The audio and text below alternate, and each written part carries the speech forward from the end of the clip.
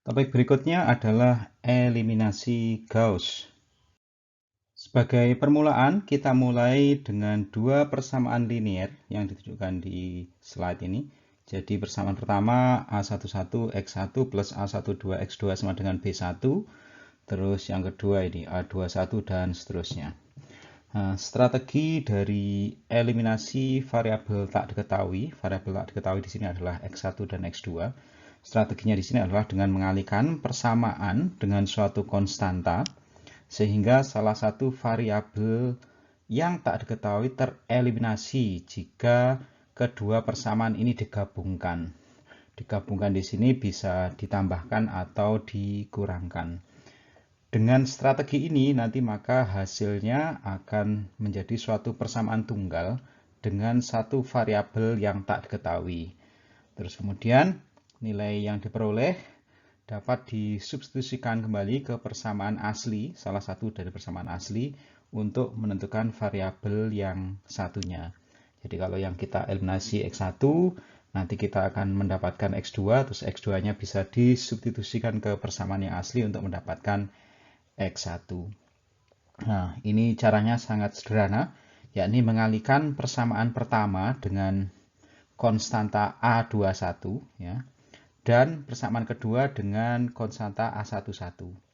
Ya, kalau ini Anda terapkan ke persamaan ini, maka Anda akan mendapatkan persamaan ini. Ya. Jadi A11, A21, X1 plus A12, A21, X2 sama dengan B1, A21, dan seterusnya. Yang menarik ini Anda lihat ini, bahwa dengan mengalihkan persamaan pertama dengan A21, persamaan kedua dengan A11, Anda perhatikan bahwa konstanta dari variabel X1 di kedua persamaan ini sama.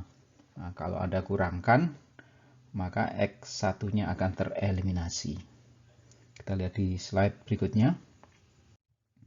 Nah ini, kalau kita mengkurangkan, misalnya di sini kita kurangkan persamaan pertama ke persamaan kedua, maka Anda akan mendapatkan ini. Nah, ini adalah satu persamaan dengan satu variabel yang tak diketahui, yakni X2. Nah, ini kan Anda bisa selesaikan. Anda bisa selesaikan X2-nya, Anda akan mendapatkan ini. Terus setelah ketemu X2-nya, Anda bisa substitusikan nilai X2 ini ke misalnya persamaan pertama untuk menghitung X1. Nanti Anda menemukan rumus untuk X1-nya seperti ini. Nah, kalau kedua rumus ini Anda bandingkan dengan aturan Cramer, ternyata mereka itu sama, persis sama. Ya, ini rumus untuk aturan Cramer dengan dua persamaan.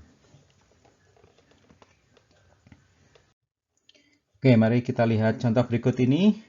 Gunakan metode eliminasi variabel tak diketahui untuk menyelesaikan dua persamaan ini. Dua persamaan ini telah diberikan di contoh sebelumnya, ya. Contoh pertama. Oke, kita mempunyai persamaan pertama 3x1 tambah 2x2 sama dengan 18. Persamaan keduanya minus x1 plus 2x2 sama dengan 2. Kita lihat solusinya. Oke, kalau kita gunakan rumus tadi yang kita telah dapatkan di slide sebelumnya, X1 dan ini X2, maka Anda akan mendapatkan nilainya ini. Nah, tinggal masukkan koefisien-koefisien, akan ketemu X1-nya 4, X2-nya 3. Nah, hasilnya itu persis sama dengan metode di contoh pertama. Saya kira dengan metode grafik, ya. Ini gambarnya. Jadi Anda buat dua garis yang mewakili persamaan, ya, masing-masing. Nanti ketemu dua garis itu berpotongan di titik ini. Titik X1-nya 4, X2-nya 3. Ya, ini telah diberikan contoh sebelumnya. Penjelasan eliminasi variabel tak diketahui dan contoh soal di slide sebelumnya itu bisa menjadi pintu masuk untuk penjelasan tentang eliminasi Gauss. Kita mulai dengan eliminasi Gauss naif atau terjemahnya eliminasi Gauss naif, ya, lugu. Ya. Oke, dari contoh sebelumnya tadi kan kita melakukan prosedur penyelesaiannya seperti ini. Eliminasi, terus kemudian back substitusi. Ya. Nah, prosedur ini bisa diperluas untuk satu set sistem persamaan. Ya, kalau tadi persamaannya jumlahnya 2, ini bisa kita perluas untuk sembarang set sistem persamaan. Nah, dengan solusi yang melibatkan eliminasi dan back substitusi ini, dia merupakan dasar dari eliminasi Gauss. Nah, di sini kenapa disebut naif, ya, lugu? Nanti akan kita lihat bahwa kalau tidak mengikutkan prosedur untuk menghindari pembagian dengan nol. Nah, tadi kan kalau Anda ingat, salah satu prosedurnya ketika melakukan eliminasi adalah kita kalikan, terus satunya kita bagi, gitu kan ya. Nah, kalau prosedur eliminasi Gauss ini tidak melibatkan metode untuk menghindari pembagian dengan nol, maka disebut sebagai eliminasi Gauss naif ya. Oke, kita lihat misalnya ada suatu sistem persamaan linear ya, terdiri atas n persamaan. Persamaannya ditunjukkan oleh ini. Persamaan yang pertamanya ada A11 kali X1 ditambah A12 kali X2 ditambah A13 kali X3 dan seterusnya sampai A1N kali Xn sama dengan B1.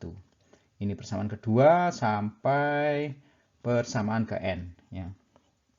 Nah, dengan metode eliminasi Gauss ini, maka kita menerapkan dua langkah ya. Langkah yang pertama, kita turunkan ya. Kita buat sistem persamaan linear ini menjadi suatu sistem persamaan yang membentuk ini sistem segitiga atas ya, upper triangular system ya. Kalau Anda ingat di introduction tentang matriks kan dikenalkan upper triangular system dan lower triangular system. Ya, jadi di sini kita buat dengan metode eliminasi ya, tentunya buat sehingga bentuk sistem persamaan linear itu membentuk suatu sistem segitiga atas ya. Nah, ini skemanya, skema dari proses eliminasi Gauss naif ya. Pertama nanti eliminasi, terus nanti yang kedua itu back substitusi ya, substitusi kembali.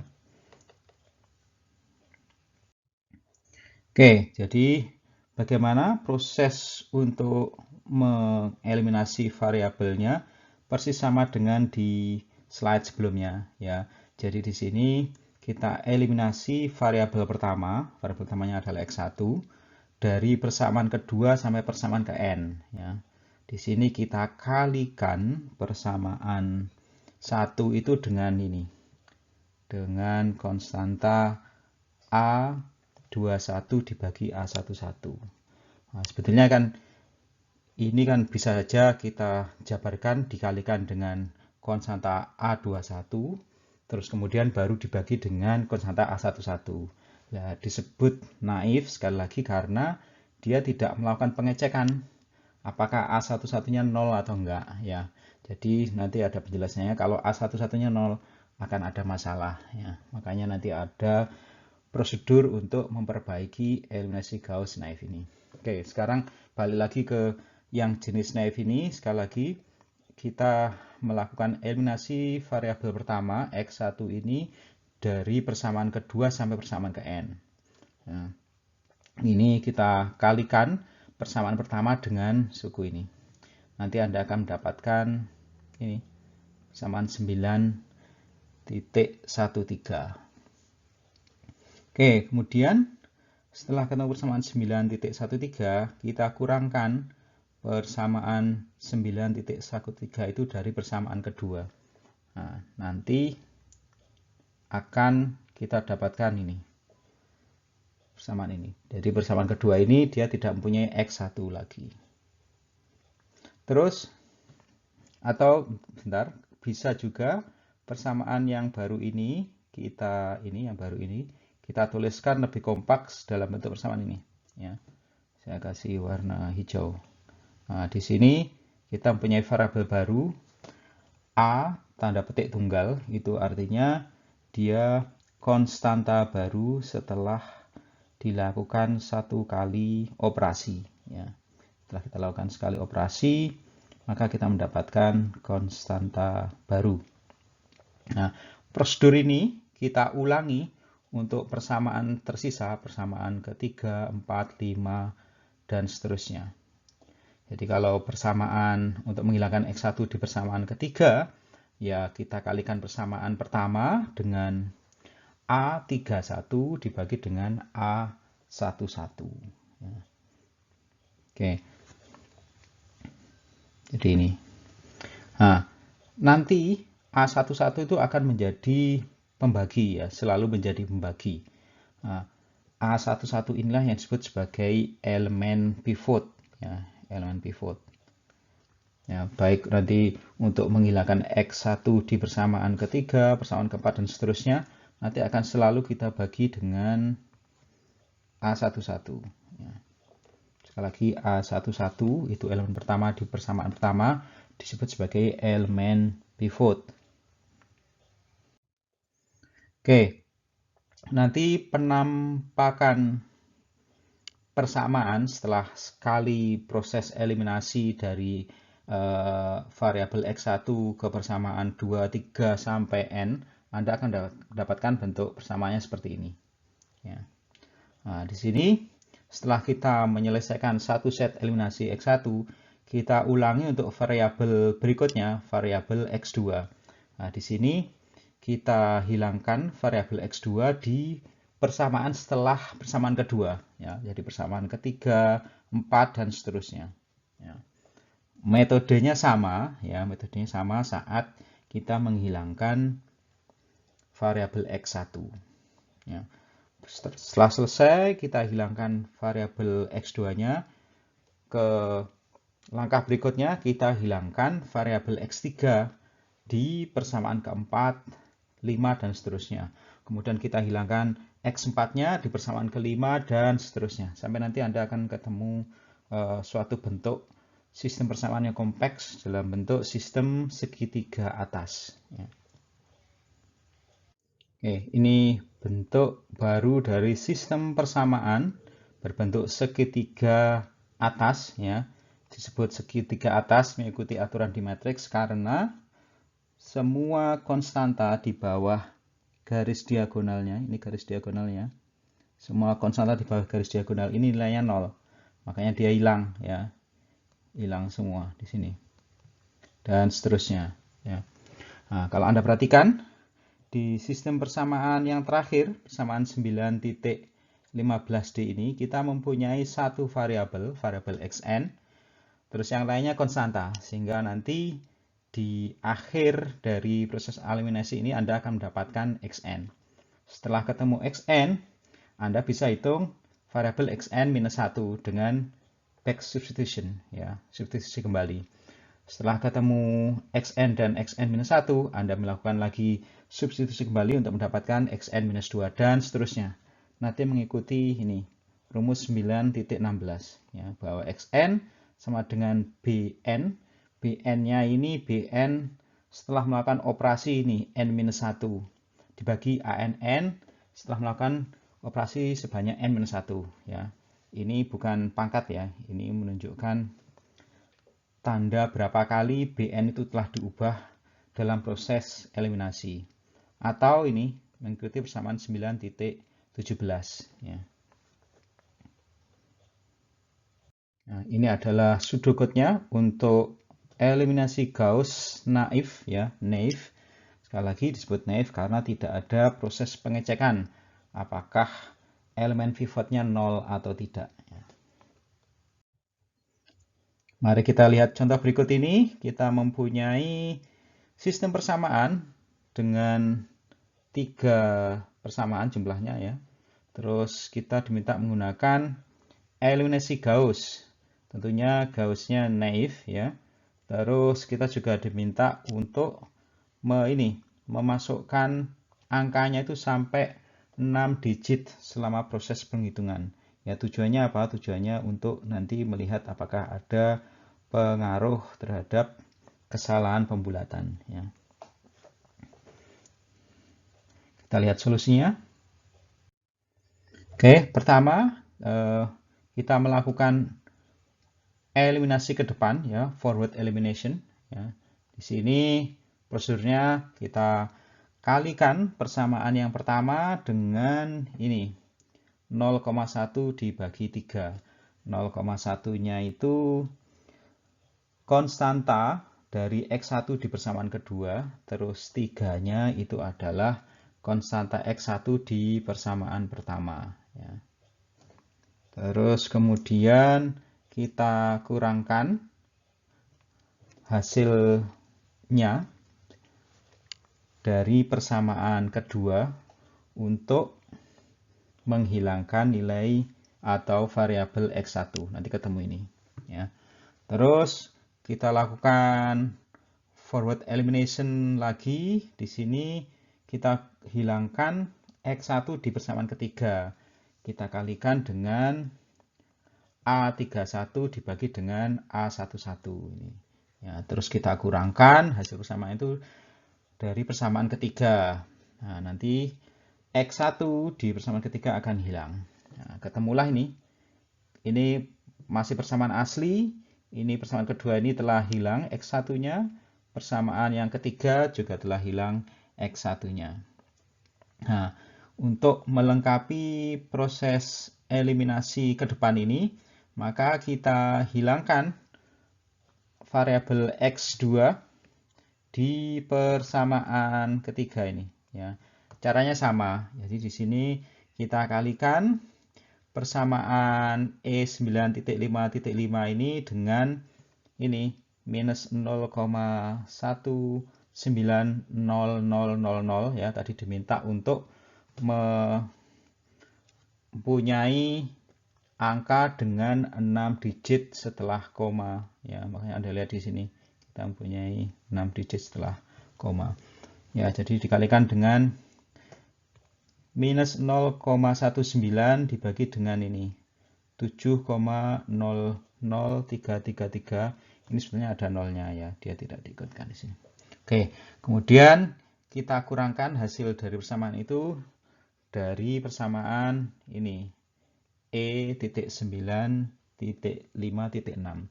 Nah, nanti di persamaan yang ketiga E2-nya sudah hilang, X2-nya sudah hilang, sorry.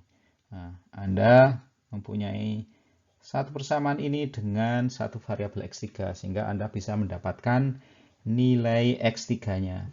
Ya, ketemulah ini 7. Oke. Setelah ketemu nilai X3-nya, nanti Anda bisa melakukan substitusi kembali untuk mendapatkan X2 kemudian X1.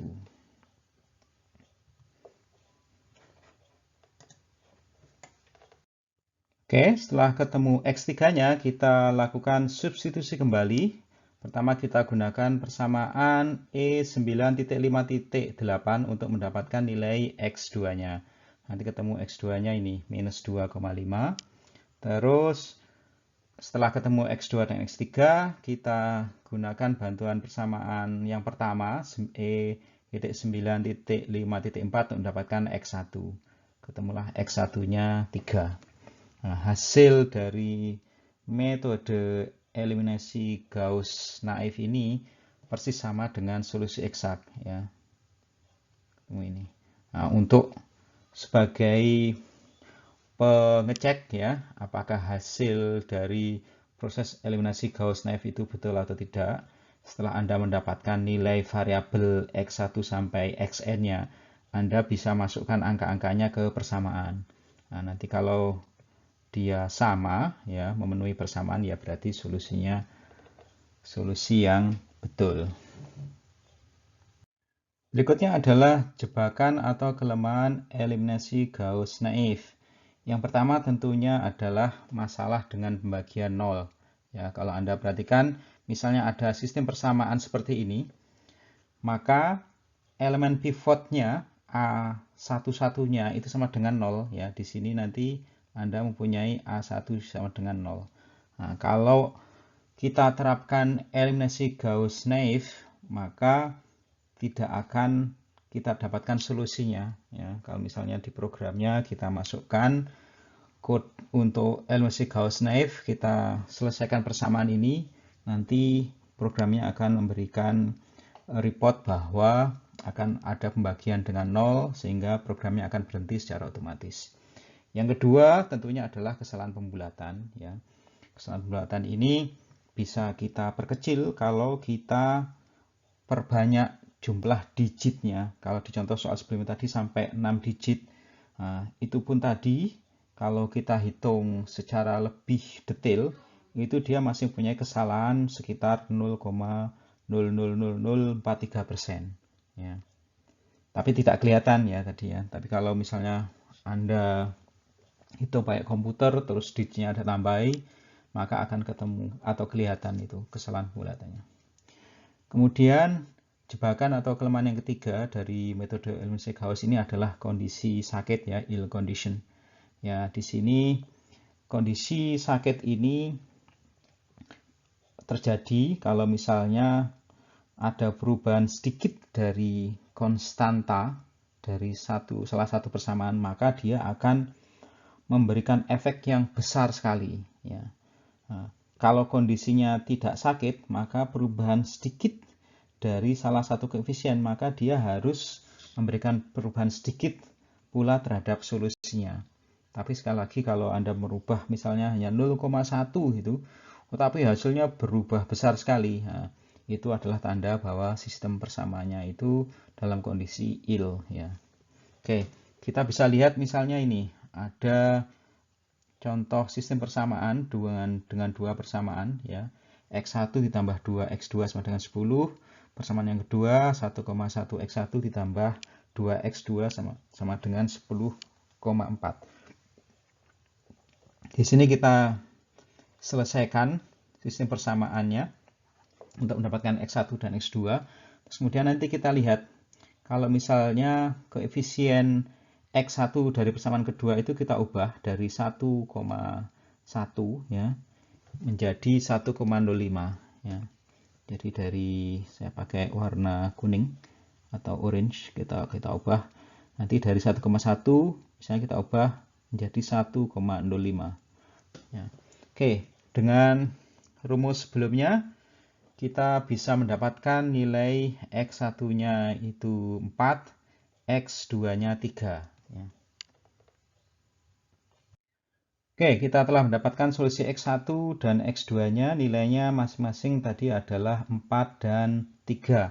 Nah, sekarang kita ubah koefisien A21-nya itu dari 1,1 menjadi 1,05. Nah, kalau Anda hitung lagi solusinya akan berubah drastis ya. Tadi X1-nya 4, sekarang menjadi 8. X2-nya tadi 3, sekarang menjadi 1. Nah, jadi di sini dengan perubahan yang sedikit dari koefisien A21, dia merubah solusi secara drastis. Nah, di sini merupakan simptom bahwa kondisi dari sistem persamaan itu adalah ill ya. Nah, source atau sumber dari ill condition di sini adalah penyebutnya ini. Kalau Anda lihat, penyebutnya ini melibatkan proses pengurangan dari dua angka yang bedanya kecil sekali ya. Jadi 2 terus satunya itu 2,1 ya. Proses perubahannya kecil sekali sehingga dia memberikan efek yang besar sekali terhadap solusi ya. Sayang sekali kalau Anda substitusikan kembali dua solusi ini, dia akan memenuhi ini, meskipun sebetulnya dia bukan solusi eksak dari persamaan itu. Kemudian jebakan yang berikutnya adalah sistem persamaan yang singular. Disebut singular artinya sebetulnya misalnya kalau kita mempunyai dua persamaan itu sebetulnya sama, sehingga solusinya tidak tunggal, atau juga dua persamaan itu tidak saling memotong kalau kita gambarkan garisnya. Persis sama di kasus sebelumnya. Jadi di sini maka sistem persamaannya disebut sebagai sistem persamaan singular. Nah, teknik untuk memperbaiki solusi dari kasus jebakan-jebakan sebelumnya, untuk kesalahan pembulatan tentunya kita libatkan lebih banyak angka atau digit setelah koma ya. Nah, ada konsekuensinya kalau kita gunakan program komputer nanti akan memerlukan jumlah memori yang lebih besar. Nah, untuk memperbaiki kasus pembagian dengan 0, tadi kita bisa menerapkan ini metode namanya pivoting ya. Di sini kita bisa melakukan partial pivoting atau complete pivoting ya. Pertama, kalau kita menggunakan partial pivoting, maka kita cari koefisien terbesar di bawah kolom elemen pivot, lalu urutannya kita tukar ya. Persamaan yang mempunyai elemen paling besar di bawah elemen pivot itu nanti akan menjadi persamaan yang pertama ya. Oke, kalau yang menyeluruh, yang complete pivoting, itu kita melakukan pengecekan tidak hanya pada kolom, tapi juga pada baris. Cuma yang complete pivoting atau pivoting menyeluruh ini jarang kita lakukan, karena nanti dia akan merubah susunan persamaan berikut juga dengan variabel tak diketahui. Jadi kalau kita mempunyai biasanya X1, terus X2, X3, kalau kita gunakan pivoting menyeluruh, maka nanti susunannya bisa berubah. Bisa misalnya X2, terus X1, X3, dan seterusnya. Makanya yang sering dipakai itu adalah ini, yang jenis partial. Oke, mari kita lihat contoh berikut ini untuk mengetahui benefit ya, keunggulan dengan melibatkan partial pivoting di metode eliminasi Gauss. Ada sistem persamaan, dia mempunyai dua persamaan ini. Terus kalau Anda perhatikan di persamaan pertama, A1-1-nya nilainya 0,0003. Jadi kecil sekali, dekat dengan 0. Jadi ada potensi nanti memberikan masalah saat kita terapkan eliminasi Gauss-Naive ya. Jadi pertama kita selesaikan dengan eliminasi Gauss-Naive, terus lalu kita ulangi dengan mengikutkan partial pivoting. Ya. Di sistem persamaan ini itu diketahui bahwa solusi eksaknya ini bahwa X1-nya itu 1 dibagi 3, X2-nya 2 dibagi 3. Oke, pertama kita gunakan yang metode eliminasi Gauss-Naive. Prosesnya sama, kita kalikan persamaan yang pertama dengan A21 dibagi A11. Anda lihat sini A11-nya kecil sekali, 0,0003. Jadi di sini kita bagi dengan bilangan yang kecil sekali. Ya. Nanti akan ketemu persamaan yang barunya ini. Terus kita kurangkan persamaan ini dari persamaan yang kedua untuk mengeliminasi X1 di persamaan kedua. Ketemulah ini. Ya. Terus bisa kita dapatkan bahwa X2-nya 2/3. Ya. 2/3.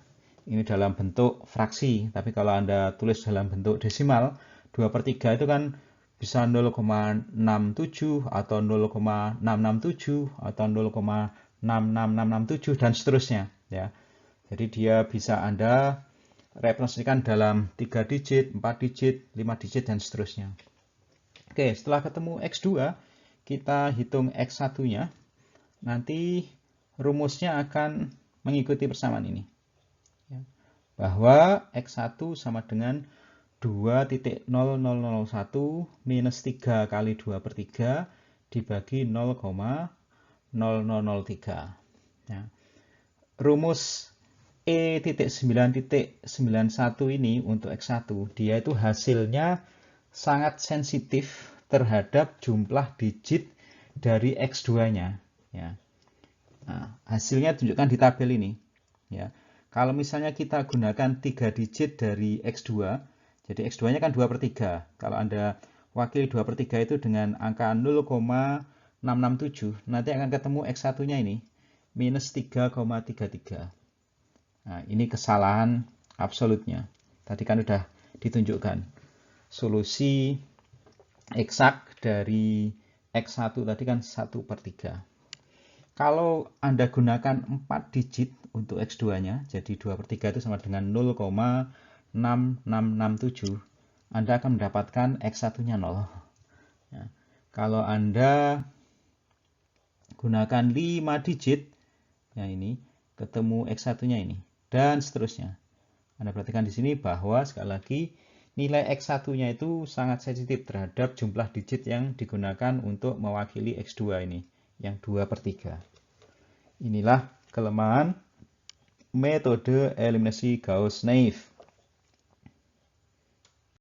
Oke, dari slide sebelumnya tadi kelihatan bahwa solusi X1-nya itu sensitif terhadap jumlah digit yang dipakai di X2-nya. Nah, kenapa? Kalau Anda perhatikan lagi di persamaan tadi bahwa di suku pembilangnya itu dia melibatkan pengurangan 2 angka yang bedanya kecil sekali ya. Kalau saya tulis lagi ya, tadi itu bahwa X1-nya tadi itu sama dengan 2,001 minus 3 kali 2/3. Nah, terus dibagi 0,0003. Nah, suku ini, pembilangnya ini melibatkan 2 angka yang bedanya kecil sekali, maka timbullah masalah. Nah, masalah ini bisa diselesaikan kalau kita terapkan partial pivoting. Ya, tadi dari 2 persamaan tadi, bahwa pivot yang persamaan pertama tadi kan 0,0003, sementara konstanta di bawah pivot yang utama di persamaan kedua itu nilainya 1. Nah, kalau kita ubah susunan persamaan sehingga persamaan yang kedua ini menjadi persamaan pertama menjadi persamaan kedua, maka kita tidak akan mendapatkan masalah tadi. Ya. Jadi kalau kita ubah susunannya menjadi persamaan seperti ini, akan kita dapatkan bahwa X2-nya itu 2/3, X1-nya nanti akan mengikuti persamaan ini. Nah, kalau Anda perhatikan, tidak masalah apakah significant figure, jumlah digit dari X2-nya itu misalnya 3, 4, 5, dan seterusnya, maka solusinya itu akan mendekati solusi eksak. Ya. Semakin banyak jumlah digit yang dipakai untuk mewakili X2, maka kesalahan untuk mendapatkan X1-nya juga semakin kecil. Tapi tidak seperti di tabel sebelumnya, di mana solusinya itu mempunyai kesalahan sampai 1000 berapa tadi ya, 1000%, terus berikutnya 100%, 10%, dan seterusnya. Gitu ya. Nah, ini adalah sudokode dari metode eliminasi Gauss dengan mengikutkan partial pivoting ya. Ini subcode-nya untuk partial pivoting. Anda bisa lihat satu persatu code-nya, terus Anda bisa terapkan di program Anda, entah Anda pakai Visual Basic, atau C, atau Fortran, atau Pascal, dan seterusnya. Berikutnya adalah metode Gauss-Jordan. Metode Gauss-Jordan ini merupakan varian dari metode eliminasi Gauss. Kalau di eliminasi Gauss tadi, X2 itu dieliminasi di persamaan ketiga, 4, 5, dan seterusnya sampai N. Kemudian X3-nya dieliminasi di persamaan keempat, 5, 6, sampai N, dan seterusnya. Nah, di metode Gauss-Jordan ini, X2 itu dieliminasi tidak hanya di persamaan setelah persamaan kedua, tetapi juga persamaan pertama. Terus X3-nya itu dieliminasi tidak hanya di persamaan 4, 5, seterusnya sampai N, tapi juga di persamaan pertama dan kedua. Nah, terus kemudian juga dilakukan proses normalisasi. Jadi dibagi dengan elemen pivot dari masing-masing persamaan. Nah, dengan metode operasi ini, maka nanti akan kita dapatkan bentuk persamaannya itu dalam bentuk persamaan matriks identitas ya. Ini. Nah, sampai nanti akhir ketemu ini bahwa sistem persamaannya akan ketemu ini. Ada X1, kemudian sama dengan B1 B1-nya ini setelah dioperasikan sebanyak N, ya, dan seterusnya. Ya. Oke, mari kita lihat contoh soal berikut ini untuk mengetahui lebih detail tentang pemakaian metode atau teknik Gauss-Jordan ini. Ini adalah sistem persamaannya, mempunyai 3 persamaan. Terus kita selesaikan dengan metode Gauss-Jordan. Pertama, kita tuliskan sistem persamaan tadi dalam bentuk matriks. Nah, di sini bentuk matriksnya itu tidak hanya merepresentasikan koefisien dari variabel tak diketahui. Jadi tidak hanya melibatkan A11, A12, A33, dan sebagainya, tapi juga ini ada tambahan satu kolom yang merupakan nilai dari B-nya. Nah, bentuk matrik yang seperti ini, ya, matrik awalnya itu ukuran 3 kali 3, terus kita tambahkan satu kolom ini yang melambangkan nilai dari B-nya, maka matriksnya kita extended, ya. Kalau Anda lihat di review matrik sebelumnya, itu saya sebutkan matrik yang diekstensi, situ matriknya kita tambahkan jumlah kolomnya. Ya. Sekarang Anda bisa lihat salah satu aplikasi dari augmented matrix, ya.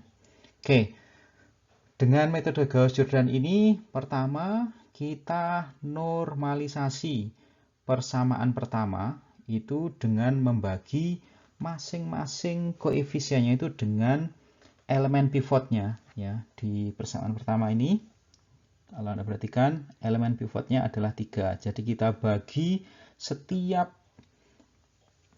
komponen, setiap elemen dari matriks itu dengan 3. Maka Anda mendapatkan 1, terus ini hasil dari minus 0,1 dibagi 3, dan seterusnya. Oke. Terus kemudian kita melakukan proses eliminasi, ya, di baris yang kedua, itu untuk persamaan kedua, dengan mengurangkan 0,1 kali persamaan pertama, ya, dari persamaan yang kedua. Ya, sekali lagi caranya Anda kalikan persamaan pertama dengan 0,1, hasilnya Anda kurangkan dari persamaan kedua. Dengan cara yang sama, Anda kalikan persamaan pertama dengan 0,3, terus hasilnya Anda kurangkan dari persamaan yang ketiga. Nanti akan mengeliminasi X1 dan X1 di persamaan kedua dan X1 di persamaan ketiga. Ketemulah ini. Ya. Maka di sini bahwa koefisien dari X1 di persamaan kedua dan ketiga 0. Ya. Terus berikutnya kita normalisasi, ya, persamaan yang kedua itu dengan membagi masing-masing komponen di baris kedua matrik ini dengan 7,0033. Ketemulah ini 1, terus ini adalah hasil dari pembagian persamaan angka ini dengan 7.00333 dan seterusnya. Oke.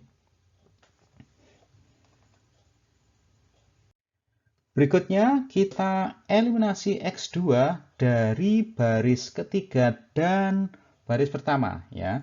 Jadi tidak hanya di baris ketiga tapi juga baris pertama. Prosesnya sama saat kita eliminasi X1 dari baris kedua dan baris ketiga. Nanti Anda mendapatkan ini, matrik ini. Oke, terus lalu kita normalisasi, ya, baris yang ketiga itu dengan membagi setiap komponen di baris ketiga ini dengan 10,012. Ketemulah ini, matriks ini. Akhirnya kita hilangkan X3 itu dari baris pertama dan baris kedua. Ya. Nanti akan ketemu ini. Ya. Ini adalah matrik identitas. Anda bisa dapatkan solusinya langsung setelah mendapatkan matriks ini bahwa X1-nya sama dengan 3, X2-nya sama dengan minus 2,5, X3-nya sama dengan 7. Demikian kita telah menyelesaikan bagian pertama dari sistem persamaan linear ini. Nanti kita lanjutkan di bab berikutnya, yaitu metode lain namanya LU decomposition dan inversi matriks.